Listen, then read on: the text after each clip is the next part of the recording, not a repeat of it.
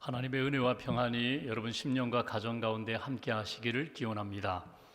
크리스천 작가인 필립 얀시가 지은 놀라운 하나님의 은혜라는 책에 나오는 이야기입니다. 영국에서 비교 종교 학회가 열렸습니다. 종교 간 비교하면서 기독교만이 가지고 있는 독특성, 기독교만이 가지고 있는 이 세상에 공헌할 수 있는 것이 무엇인가에 대하여 주제를 갖고 토론하는 시간입니다. 한 사람이 이렇게 이야기합니다. 아무래도 기독교 신앙의 독특성은 성육신 사건이 아니겠습니까? 하나님이 우리와 같은 몸으로 이 땅에 오신 그 사건이 기독교의 가장 중요한 독특성이 아니겠느냐고. 그러자 한 사람이 이렇게 반론을 제시합니다. 다른 종교 문헌에도 신이 인간이 되었다는 그런 이야기들은 너무나 많이 있습니다. 그것은 기독교의 독특성이 될 수가 없습니다. 다른 사람이 이야기를 합니다. 기독교 신앙의 독특성은 부활 사상에 있지 않겠느냐고. 죽은 자가 다시금 살아나는 것, 예수님이 살아나고 예수님 믿고 죽은 자가 다시금 살아나 부활하는 부활 사상, 부활 신앙이 아니겠느냐고. 그러자 또 이렇게 반론을 제시합니다. 다른 종교에도 죽은 사람이 다시금 돌아오는 죽은 자의 환생에 대한 이야기가 많이 있다고. 그것은 기독교의 독특성이 될 수 없다고. 이렇게 토론하고 있는 중에 문을 열고 한 사람이 그 회의석상에 등장합니다. 그 사람이 C.S. 루이스라는 사람입니다. 지금 어떤 주제를 가지고 대화를 하고 있습니까? 기독교의 독특성에 대한 이야기를 하고 있습니다. 그러자 루이스가 그거야 쉽죠. 은혜 아닙니까? 기독교의 독특성, 온 세상에 기독교만이 기여할 수 있는 한 가지 독특성을 꼽으라면 그것은 은혜입니다. 그 말에 모두가 동의했다는 것입니다. 은혜가 무엇입니까? 받을 자격이 없는 사람에게 베풀어주는 호의와 사랑이 은혜입니다. 이 땅에 있는 모든 사람들은 다 은혜 받기를 원합니다. 은혜를 사모합니다. 은혜는 기독교가 이 세상에 줄 수 있는 가장 중요한 최상의 선물입니다. 그것이 은혜입니다. 은혜 필요 없어, 난 은혜 없이도 살 수 있어, 이렇게 말할 수 있는 사람은 이 세상에 아무도 없습니다. 우리가 교회에 와서 예배를 드리고 말씀으로 양육을 받으면서 신앙생활하고 있습니다. 말씀을 읽고 들으면서 내가 얼마나 하나님 앞에 큰 죄를 지었는지, 죄인인지를 깨닫게 됩니다. 그리고 그 죄에서 자유함을 얻기 위하여, 죄의 용서함을 받기 위하여 예수 그리스도의 십자가의 복음을 믿습니다. 예수님의 십자가의 보혈로 내 모든 죄를 씻어주시고 이제는 죄로부터 자유함을 얻고 죽음으로부터 자유함을 얻고 영생을 얻고 살아간다는 것, 이것이 복음입니다. 그런데 죄의 용서에 대한 말씀을 듣지 못하고 그 은혜를 받아들이지 못하고 죄에 대한 문제만 가지고 씨름한다면 우리는 죄에 대한 죄책감, 죄에 대한 정죄의식에서 우리는 벗어날 수 없을 것입니다.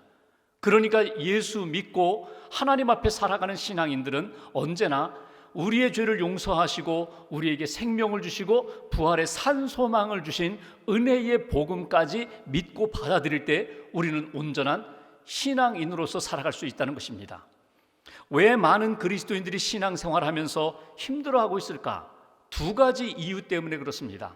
첫 번째 이유는 하나님의 그 무조건적인 은혜와 사랑과 용서하심을 내가 깨닫지 못하기 때문에, 받아들이지 못하기 때문에, 믿지 못하기 때문에, 그리고 그 은혜와 사랑을 내가 누리지 못하기 때문에 신앙을 가졌다고 하면서도 우리의 신앙생활이 힘든 것입니다.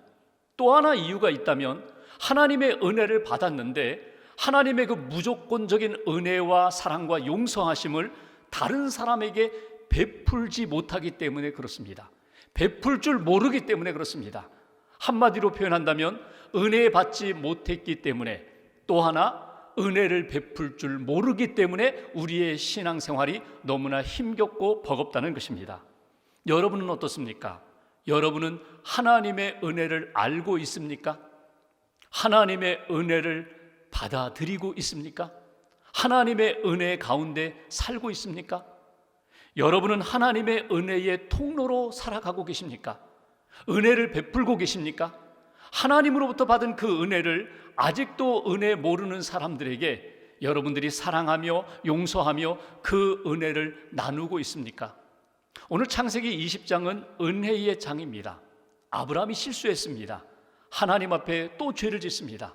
그 실수한 아브라함을 용서하시는 하나님, 인간은 연약하여 계속 반복해서 죄를 짓고 넘어지고 실패하지만 또 다시 용서하시는, 받아주시고 회복시켜 주시는 하나님의 사랑과 은혜가 담겨 있는 것이 오늘 본문의 말씀입니다.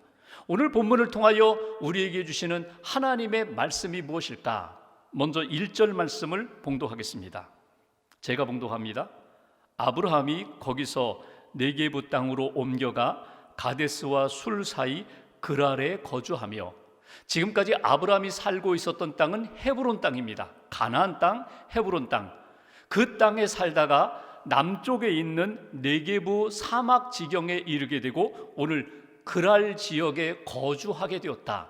여기 그랄 지역은 블레셋 사람들이 사는 땅입니다. 그러니까 아브라함이 지금 하나님이 기뻐하시던 삶의 자리에서 옮겨서 그랄 지역에 이른 것을 우리가 보게 됩니다. 그랄이라는 뜻이 무엇일까? 그랄이라는 그 지명의 뜻은 이건 정지하는 곳, 정체된 곳. 그러니까 세상의 복을 찾아서 아브라함이 움직이다가 여기 가면은 내가 목축업을 하고 있으니까 먹을 것이 많겠구나, 내 산업이 풍성해지겠구나 해서 이른 곳이 그랄이라는 지역입니다. 그 그랄이라는 지역에 머무르면서 어떤 일이 일어났을까? 2절 말씀 보십시오. 함께 봉독하겠습니다. 그의 아내 사라를 자기 누이라 하였으므로 그랄 왕 아비멜렉이 사람을 보내어 사라를 데려갔더니, 오늘 아내를 빼앗기는 그런 장면이 오늘 2절에 나타납니다. 그러니까 지금 아브라함이 그랄 지역에 이르러서 그 지역에 있는 사람들에 대한 두려움을 느끼면서 다시금 나를 오빠라고 불러, 우리는 남매지간이야, 그렇게 사람들에게 밝히고, 아비멜렉이, 그 땅의 왕 아비멜렉이 오늘 아내인 사라를 데려가는 그런 장면이 오늘 본문의 내용입니다. 왜 그랄 왕이 사라를 데려갔을까? 사라가 너무나 예쁘기 때문에? 물론 그럴 수도 있지요. 그런데 많은 학자들은 이렇게 해석합니다. 당시의 왕들이 자기 영역 안에 있는 부족들과 안정적인 통치를 하기 위하여 동맹을 맺게 된다는 것입니다.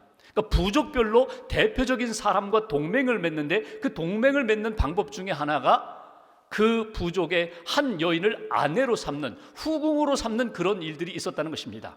정확히는 우리가 알 수 없지만 아비멜렉이 오늘 그 땅에 들어온 아브라함 족속, 아브라함 민족과 동맹을 맺음으로 안정을 꾀하기 위하여 아브라함의 여동생이라고 하는 사라를 데려다가 후궁으로 삼는 그런 일이 오늘 본문의 내용입니다. 이 말씀을 보면서 여러분, 이것이 아브라함의 인생의 첫 번째 사건이 아닙니다.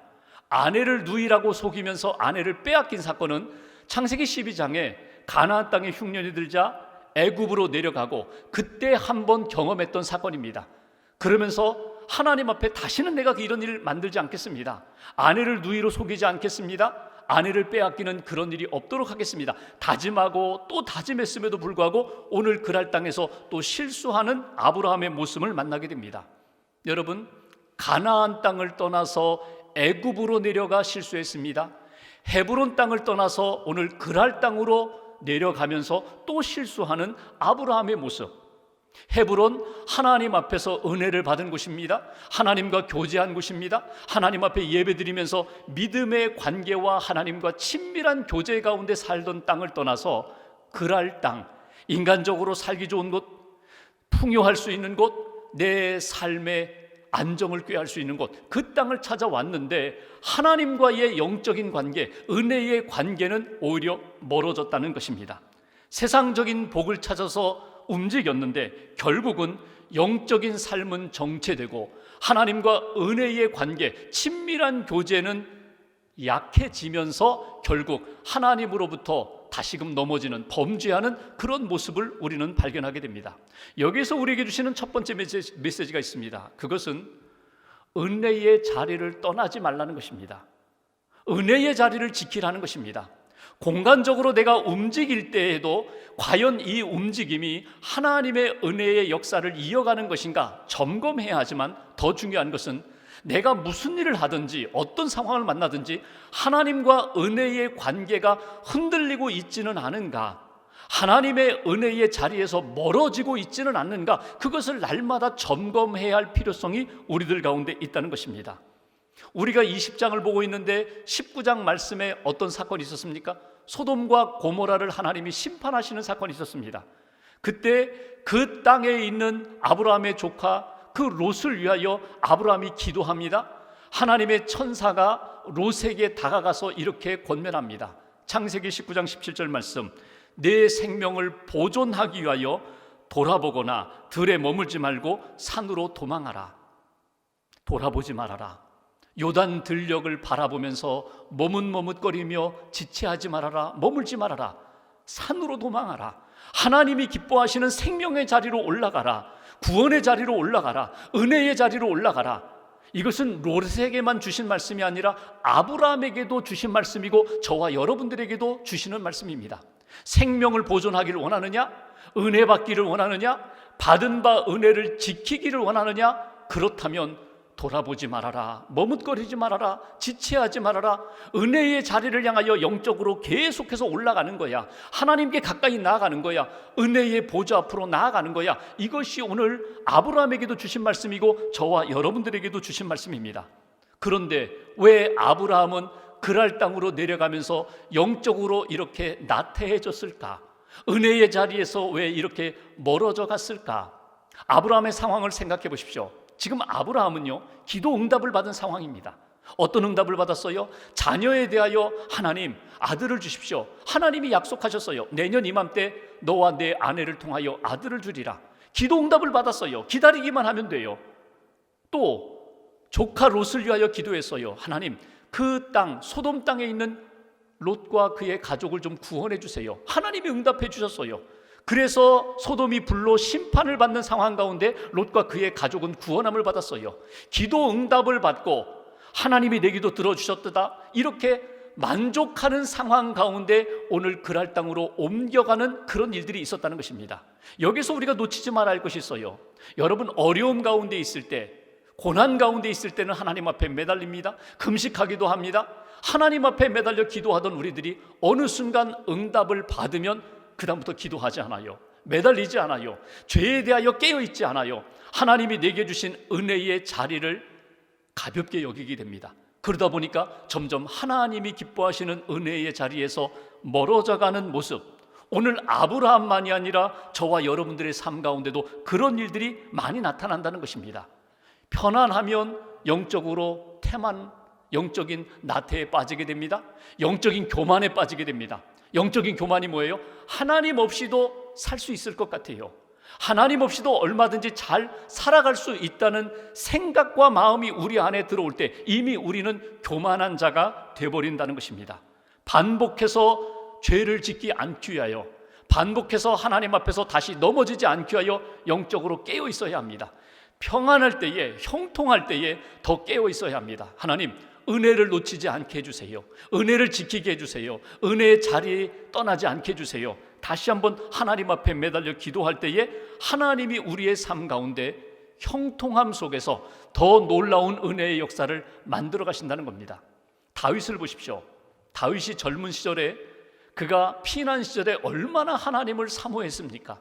성전을 사모했습니까? 말씀을 사모했습니까? 하나님이 나를 지켜주신다는 믿음을 가지고 오히려 피난 중에 더 평안했어요. 그런데 승승장구하면서 그가 왕위에 오르게 되고 왕의 자리에 앉으면서 평탄한 길을 걸어갈 때 오히려 영적으로 태만에 빠졌어요. 나태해졌어요. 그리고 다른 군사들은 다 전쟁에 임할 때 오히려 왕궁에 늦잠 자고 일어나 이렇게 왕궁을 거닐다가 옆집에서 목욕하는 여인을 바라보고 그 여인을 불러들이고 죄를 범하고, 이것이 다윗의 모습입니다. 영적으로 깨어 있을 때, 은혜의 자리를 지킬 때, 예배드리고 하나님의 말씀 사모하고 하나님 앞에 겸손할 때에는요, 마땅히 보여야 할 것들만 보였어요. 하나님의 역사만 보였어요. 은혜의 역사만 보였어요. 그런데 은혜의 자리가 약해지니까 보지 말아야 할 것들이 보이게 됩니다. 묵상하지 말아야 할 것들이 묵상하게 됩니다. 가지 말아야 할 그 길을 나도 모르게 자연스럽게 걷는 인생이 되어버린다는 거예요. 그의 아들 솔로몬을 보실까요? 그가 왕이 되자마자 1000번제를 드리면서 하나님 듣는 마음을 주세요. 지혜로운 마음을 주세요. 하나님 소원은 딱 한 가지입니다. 듣는 마음을 주세요. 그렇게 겸손했던 솔로몬이 나중에 성전을 다 지은 다음에 영적으로 나태해지니까 어떻게 돼요? 여인, 마음에 드는 여인 한 명 한 명 불러들여서 결국 처첩을 1000명이나 두잖아요. 하나님의 말씀을 사모했던 솔로몬이 노년에는 하나님의 말씀보다는 세상의 소리와 사람들의 소리에 귀를 기울이는 인생이 되어버리잖아요. 다른 사람 이야기가 아닙니다. 오늘 아브라함의 실수를 보면서 하나님 은혜의 자리를 지키게 해주세요. 하나님의 은혜 가운데 보아야 할 것 보게 해주세요. 들어야 할 것 듣게 해주세요. 지켜야 할 것 잘 지키면서 하나님의 뜻 이루는 믿음의 사람이 되게 해달라고 영적으로 늘 깨어나십시오. 죄에 대하여 경계하십시오. 하나님의 은혜의 자리에서 마땅히 우리에게 부어주시는 하나님의 은혜를 붙잡고 지키며 살아가는 저와 여러분 되시기를 주님의 이름으로 기원합니다. 두 번째 3절 말씀 보십시오. 3절 한 절을 같이 봉독합니다. 그 밤에 하나님이 아비멜렉에게 현몽하시고 그에게 이르시되 내가 데려간 이 여인으로 말미암아 내가 죽으리니 그는 남편이 있는 여자임이라. 아멘. 하나님이 오늘 아비멜렉에게 꿈에 나타나셔서 말씀하시는 내용입니다. 여러분 여기서 주목할 구절이 하나 있어요. 그 3절 앞부분에 그 밤에, 오늘 아브라함이 실수했던 그 밤에 하나님이 지체하지 않으시고 이 회복의 역사를 만들어 가시는, 회복의 은혜를 만들어 가시는 역사를 우리는 보게 됩니다. 아브라함은 아직 몰라요.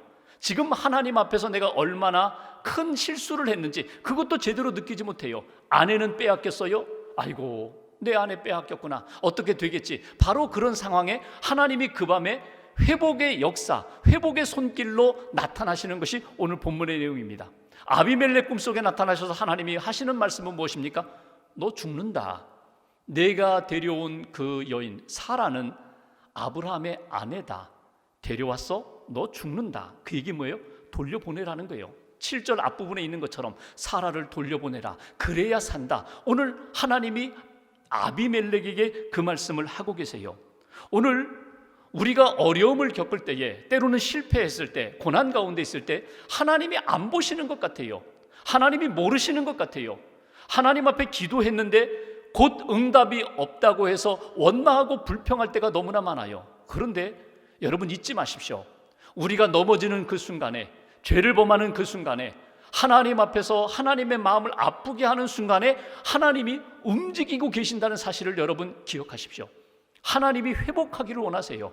회복하기 위하여 오늘 아비멜렉 꿈속에 들어가셔서 말씀하셨던 것처럼 하나님이 움직이시고 말씀하신다는 사실을 여러분 놓치지 마세요. 여기서 우리에게 주시는 두 번째 메시지가 있습니다. 하나님, 회복의 은혜를 받게 해 주옵소서. 하나님의 은혜를 받되 하나님, 내 삶을 회복하시는 하나님의 은혜가 시작되었음을 믿음으로 받아들이게 해 주옵소서. 그리고 하나님이 온전하게 회복하시는 하나님의 역사, 그 은총 가운데 살게 해 주옵소서. 이것이 오늘 우리가 하나님 앞에 기도하는 내용입니다. 아브라함이 그 밤에 아마 잠들었을 거예요. 아내는 빼앗기고, 야, 나는 어떻게 하나 잠들었을지 몰라요. 육신적인 잠에만 빠진 것이 아니라 어쩌면 영적인 잠에도 빠져있는 아브라함의 모습을 보게 됩니다. 그런데 하나님은 그 밤에 깨어서 아비멜렉을 통하여 하나님이 구원의 역사를 다시금 만들어 가시는, 아브라함의 신앙을 회복해 가시는 하나님의 역사를 우리는 성경에서 읽게 됩니다. 하나님이 아비멜렉에게 너 죽는다. 내가 데려온 그 여인은 아브라함의 아내야. 너 죽는다. 그러자 아비멜렉이 억울합니다. 하나님 저 억울합니다. 저 죄를 짓지 않았는데 의인도 하나님이 멸하십니까? 항변을 해요. 나는 두 사람이 남매지간이라고 그렇게 들었기에 내가 그 여인을 데려온 것뿐입니다. 후궁으로 삼은 것뿐입니다. 6절에 하나님이 뭐라고 말씀하세요? 내가 다 알고 있어. 내가 다 알고 있어. 내가 죄가 없다는 것 내가 다 알고 있어. 그러나 하나님께서 아브라함을 마음에 두시고 돌려보내라. 그리고 하나님의 구원과 회복의 역사를 펼쳐가시는 것을 보게 됩니다. 여기에 우리가 궁금한 것이 있어요. 왜 하나님은 아브라함을 이렇게 편애하실까? 아브라함과 아비멜렉 둘을 비교해 보면은요, 여러분 어떻습니까? 아비멜렉이 훨씬 나아요. 의로운 사람입니다. 능력도 있어요. 배려할 줄도 알아요. 하나님이 말씀하실 때 자기를 돌아보며 점검할 줄도 알아요. 이게 아비멜렉입니다. 근데 아브라함은 지금 어때요? 하나님의 구원의 역사가 지금 시작되었는데 그것도 느끼지 못하고 있어요. 믿음의 길을 걸어간다고 하면서도 실수하고 지금 어떻게 할까? 참 초라한 아브라함의 모습을 보게 됩니다. 남자로서 초라하고 남편으로서 초라하고 신앙인으로서 참 초라한 아브라함을 보게 됩니다. 그런데 하나님은 아브라함을 사랑하세요. 아브라함을 기억하세요. 아브라함에게 회복의 은총을 베푸시고자 하세요. 이유가 뭘까? 굳이 이유를 대자면 하나님이 선택한 사람이기 때문에, 하나님이 자녀 삼은 사람이기 때문에, 하나님이 복을 주셨기 때문에, 그렇게 우리가 이유를 들어서 하나님이 아브라함을 사랑하시고 은혜를 베푸신다고 우리가 이해하지만 사실은 다 몰라요. 중요한 것은 딱 하나, 은혜 때문입니다. 하나님이 그냥 아브라함에게 은혜를 베푸시는 거예요. 여러분, 우리 자신이 넘어질 때도 마찬가지입니다. 실수할 때도 마찬가지입니다. 상처를 입을 때도 마찬가지입니다. 넘어졌을 때 하나님이 달려오세요. 상처 입었을 때 우리의 상처를 싸매시기 위하여 우리 안에 가까이 오세요. 내가 직접 못 느낀다 할지라도 하나님은 회복의 은총의 역사를 만들어 가신다는 사실을 여러분 기억하세요. 하나님은 나를 버리지 않는 분, 하나님은 나를 사랑하시는 분, 나를 어떻게 해서든지 회복시켜서 하나님의 사람답게 세우고자 하시는 하나님의 회복의 은총이 있다는 것, 그것을 믿음으로 받아들이고 그 믿음 안에 살아갈 수 있기를 주님의 이름으로 기원합니다. 정신분석학자인 스캇 팩이 한 사람을 만났습니다. 상담을 해요. 성공한 사업가입니다. 유능한 사업가입니다. 인정받는 사람입니다. 근데 그 사람하고 이렇게 상담을 하는데 그 사람이 자기 어린 시절 이야기를 하네요. 자기는 태어나 보니까 아버지가 없더래요. 아버지가 누군지 물어봤더니 모른대요. 사생아로 태어났어요. 시카고 슬럼과 뒷골목 빈민가에서 태어났어요. 어린 시절 엄마가 병을 얻었어요. 시력을 잃었습니다. 청력을 잃었습니다. 제대로 돌보지 못하니까 정부에서 이 아이를 데려다가 다른 집에 위탁을 했어요. 그 집에서 제대로 사랑받지 못하고 학대받으면서 또 집으로 옮겨가고 또 집으로 옮겨가고 3번 옮겨가다가 이건 내가 이 집에서 살 수 없다 해가지고 뛰쳐나갔어요. 그래서 불량배들과 함께 어울려서 폭력 조직에 가담하면서 그 청소년 시절을 보내게 됩니다. 그러다가 15살에 뇌출혈이 왔어요. 죽는 줄 알았어요. 그런데 몸은 일부 마비됐지만 살았어요. 죽는데 살았어요. 그러다가 본인이 이렇게 살아서는 안 된다 해서 정말 위험을 무릅쓰고 어려움 가운데서 그 폭력 조직에서 탈퇴했습니다. 그리고 자기 인생을 막 만들어가요. 그래서 결국은 성공했어요. 가정을 꾸렸습니다. 그런데 보니까 참 건강한 가정을 꾸렸어요. 자상한 남편이면서 자상한 아버지예요. 사랑이 넘쳐요. 스캇 팩이 이해가 되지 않았습니다. 자기가 가지고 있는 이론에 의하면 저 정도 사람이라면 과거의 상처와 아픔 때문에 제대로 살 수 없는데, 건강한 가정을 이룰 수가 없는데 도대체 무엇 때문에 이 사람이 이렇게 건강하게 성장하고 건강한 가정을 이루었을까? 이해가 되지 않아요. 설명이 되지 않아요. 그래서 스캇 팩이 이렇게 이야기합니다. 내가 내릴 수 있는 결론은 은혜밖에 없다. 아직 예수 믿기 전입니다. 스캇 팩이 예수 믿기 전에 이 사람의 인생을 보니까 너는 은혜 받은 사람이야. 당신은 참 은혜 받은 사람입니다. 그리고 나중에 예수 믿은 다음에 그 사람을 생각하니까 하나님의 은혜가 그 사람 자신도 모르는 사이에 하나님의 은혜의 역사가 계속해서 그의 삶 가운데 있었다. 자기 삶도 마찬가지고 모든 인생의 삶도 마찬가지입니다. 내가 이렇게 어려움 가운데 있을 때, 실패했을 때에도 하나님의 은혜는 한순간도 떠나지 않았다는 거예요. 나를 회복시켜 주시는 하나님의 은혜가 있었고 지금도 있다는 것을 잊어버리지 말라고. 오늘 말씀을 통하여 하나님이 아브라함을 왜 이렇게 사랑하시는지 이해가 되지 않아요. 넘어지고 또 넘어지는 아브라함, 오직 하나, 은혜입니다. 하나님이 베푸신 은혜입니다. 우리 자신을 돌아보며 하나님이 나를 왜 이렇게 사랑하시는지 사실은 이해가 되지 않아요. 오직 은혜입니다. 하나님이 나에게 베풀어 주신 그 은혜로 회복되는 것이고 은혜로 살아가는 것입니다. 하나님이 오늘도 우리에게 베풀어 주신 그 은혜를 놓치지 마십시오. 은혜를 붙잡으십시오. 그리고 그 은혜 가운데 내가 회복되었음을 확인할 수 있는 저와 여러분 되시기를 주님의 이름으로 기원합니다. 마지막 7절 말씀 보십시오. 오늘 요절 말씀 7절 함께 봉독하겠습니다. 이제 그 사람의 아내를 돌려보내라. 그는 선지자라. 그가 너를 위하여 기도하리니 내가 살려니와 내가 돌려보내지 아니하면 너와 내게 속한 자가 다 반드시 죽을 줄 알지니라. 아멘. 하나님이 지금 아비멜렉에게 하시는 말씀입니다. 아내를 돌려보내라. 여기 돌려보내라. 그리고 우리 성경에는 빠져 있는데 원문을 보면은 왜냐하면이라는 말이 들어가 있습니다. 왜냐하면 그는 선지자이기 때문이다. 아브라함과 사라는 선지자이기 때문에, 내가 택한 사람이기 때문에, 내가 은혜 준 사람이기 때문에, 선지자이기 때문에 돌려보내야 돼. 여러분, 선지자라는 말이 무엇입니까? 미래에 있을 일을 미리 아는 사람? 그게 선지자죠. 단어 자체를 보면, 히브리어 원문을 보면 선지자라는 말이 나비입니다. 나비는 선지자 또는 예언자, 선견자라는 말로 번역이 되었어요. 그러니까 나비라는 이 선지자, 예언자라는 말은 미래에 있을 일에 대하여 미리 알고 그 말을 선포하는 사람, 예언하는 사람이라는 의미도 있지만, 사실 본질적으로 가장 중요한 의미는 선지자, 예언자는요, 하나님의 말씀을 맡은 자예요. 맡을 예자를 씁니다. 하나님의 말씀을 받은 자예요. 그 받은 말씀을 가지고 전달하는 것뿐입니다. 그 말씀을 붙잡고 내가 믿음으로 사는 사람, 그 사람이 선지자, 예언자입니다. 하나님이 이렇게 말씀하세요. 아브라함과 사라는 선지자다. 곧 다시 말하면 하나님의 말씀을 받은 자다, 하나님의 은혜를 받은 자다, 하나님의 복과 사명을 받은 자이기 때문에 돌려줘야 돼. 제자리 찾게 해줘야 돼.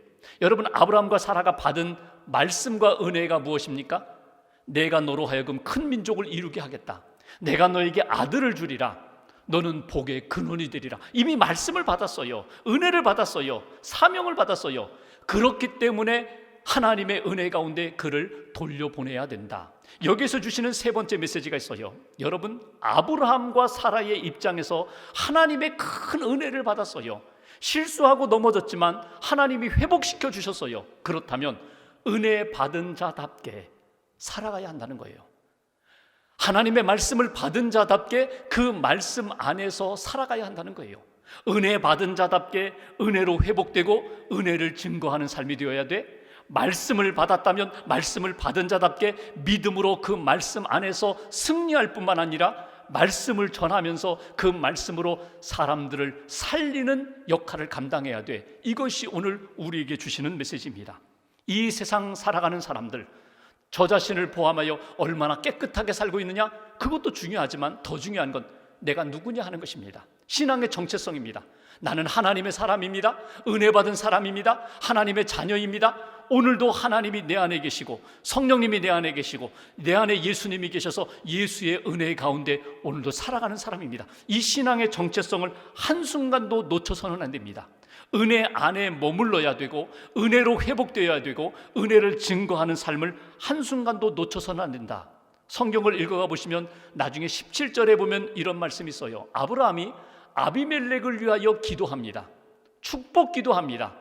아비멜렉을 위하여 기도했더니 하나님께서 아비멜렉과 그의 아내, 그의 가족을 치료하셨다라는 말씀이 나와요.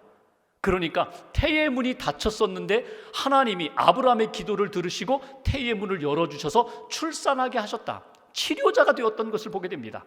하나님의 말씀을 받고 자녀의 권세를 지키고 축복의 권세를 지키고 선지자의 권세를 지키면서 기도하는 사람이 될 때에, 말씀으로 증거하는 사람이 될 때에 하나님이 내가 기도하는 그 대상과 그 영혼들에게 은혜를 베풀어 주시는 역사, 그것이 오늘 아브라함의 역사를 통하여 우리가 배우는 교훈입니다. 미국의 벤 프리스타라는 사람이 있습니다. 이분은 바이크족이에요. 여러분, 바이크족 영화나 드라마에서 보셨죠? 머리를 길게 늘어뜨리고 가죽 옷을 입고 가죽 부츠를 신고 막 큰 굉음 소리 내는 그런 오토바이 타고 다니는 여러 사람들이 이렇게 몰려다니는 바이크족입니다.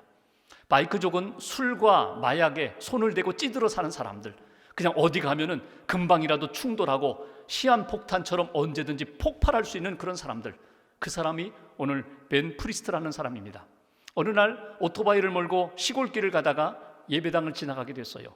그날 마침 주일인데 보니까 오늘 한번 교회에 갈까? 어렸을 때 엄마 따라 교회 간 적이 있는데, 그래서 오토바이를 세워놓고 예배당에 들어갔습니다. 예배를 드리는데 안내위원이 아주 반갑게 맞이해요. 벌써 술 냄새가 나죠. 그런데도 밝은 얼굴로 이리 오세요, 이리 오세요. 그리고 예배당 제일 앞자리 앞좌석에 안내해서 앉게 했습니다. 사람들이 긴장했어요. 왜 저 사람이 왜 우리 교회에 왔지? 왜 예배드리러 왔지? 긴장하는데 목사님이 태연하게 예배를 이렇게 인도했습니다. 말씀을 전하고 광고 시간이 되었는데 오늘 우리 교회에 아주 귀한 손님이 오셨다고, 귀한 손님 일어나시라고, 그러면서 이런 이야기를 합니다.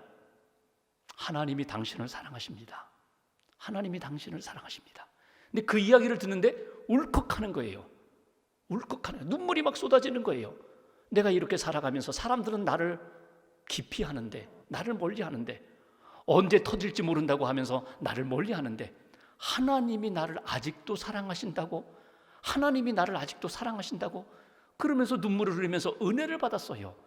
그리고 교회에 등록을 했습니다. 어머니에게 전화를 걸었어요. 어머니, 제가 오늘 교회에 갔어요. 은혜를 받았어요. 교회에 등록을 했어요. 잘했다. 하나님이 이제야 내 기도를 들어주셨구나. 아들을 위하여 어머니가 계속 기도하고 있었던 거예요. 여러분, 우리가 살아가는데 내 인생을 내가 만들어간다고 생각하세요? 결코 그렇지 않습니다. 내 힘으로 산다고 생각하세요? 결코 그렇지 않습니다. 우리는 은혜로 사는 인생입니다. 은혜 아니면 살아갈 수 없는 존재입니다. 하나님이 우리가 알지도 못하고 느끼지도 못하는 그 사이에 끊임없이 우리에게 은혜를 베풀어 주셨습니다. 누군가 나를 위하여 기도해 주셨습니다. 누군가 나를 위하여 하나님 앞에 기도하며 끊임없이 은혜의 삶을 사도록 그렇게 기도하며 권면해 주셨습니다. 실패를 반복하며 넘어질 때마다 하나님이 나에게 찾아오시기도 하고 내 주변에 있는 상황 가운데 역사하셔서 나로 하여금 은혜로 회복하게 만들어주셨습니다. 그래서 오늘 저와 여러분들이 이 자리에, 믿음의 자리에 서 있는 것입니다. 여러분 자신의 정체성을 놓치지 마십시오. 우리는 은혜 받은 자입니다. 예수 믿고 구원받은 사람들입니다. 은혜 받은 자답게 하나님 앞에서 그 은혜를 지켜가십시오. 은혜의 자리에서 멀어지지 마십시오. 은혜를 지킬 뿐만 아니라 은혜를 붙잡고 은혜에 합당한 삶을 살아가십시오. 그것이 오늘 아브라함의 사건을 통하여 저와 여러분들에게 주시는 하나님의 메시지입니다. 오늘도 한 주간도 하나님 앞에서 말씀을 붙잡고 은혜 안에 승리하는 복된 걸음 걸어가시기를 주님의 이름으로 기원합니다. 기도하겠습니다.